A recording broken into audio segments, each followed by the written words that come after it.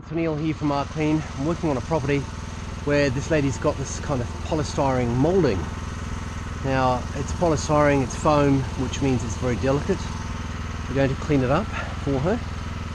We're going to use hot water at pressure, fairly light pressure, because we don't want to